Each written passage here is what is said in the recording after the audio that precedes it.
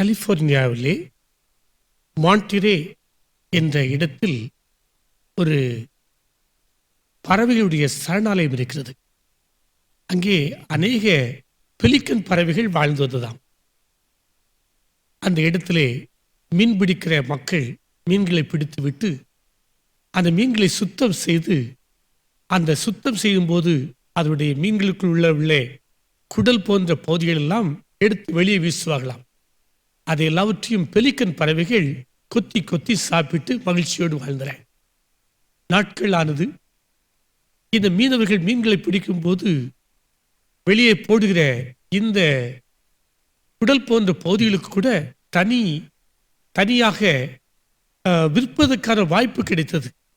ஆகவே அந்த கழிவுப் பொருட்களை கீழே போடாமல் விற்பனைக்கு அவைகளை கொண்டு கொடுத்தார்கள். இவைகளை சாப்பிடுவதற்காகவே இந்த பெலிக்கன் பறவைகள் உட்கார்ந்து கொண்டவைகள் கிடைக்காமல் கொஞ்சம் கொஞ்சமாக மெலிந்து போக ஆரம்பித்தது. நாட்கள் ஆனது. இந்த பெலிக்கன் பறவைகள் எப்பொழுதும் போல் அந்த கழிவுப் பொருட்களை சாப்பிடுவதற்காகவே அமர்ந்து கொண்டன. அவைகளாக போய் மீன்களை பிடிக்கக்கூடிய கலையை அது மறந்து போய்விட்டது. ஆனால் இந்த பறவைகள் எப்பொழுதும் போல் அந்த மீன்களுடைய கழிவுக்காக காத்து காத்து இறுதியாக என்ன எடுத்து தெரியுமா? இந்த பெலிக்கன் பறவைகள் அப்படியே மடிந்து போய்விட்டன என்று சொல்லி ஒரு வரலாறு சொல்லுகிறது. இன்றைக்கும் அநேக மாணவர்களும் இப்படித்தான் இருக்கிறார்கள். படிக்க வேண்டிய காலங்களிலே படிக்காமல் பரீட்சைகளை யாராவது காட்டுவார்களா, விட்டெடுத்தால் போதுமா என்று சொல்லி மற்றவர்களை நம்பிக்கொண்டு நாம் வாழ்வது தவறான காரியம். ஏனென்றால் படிப்பதற்கான ஒரு நல்ல சூழலில் இருக்கும்போது வீட்டில் அமர்ந்திருந்து படித்து உங்கள் எதிர்கால வாழ்க்கையை சிறப்பாக மாற்றிக்கொள்வது நல்லது.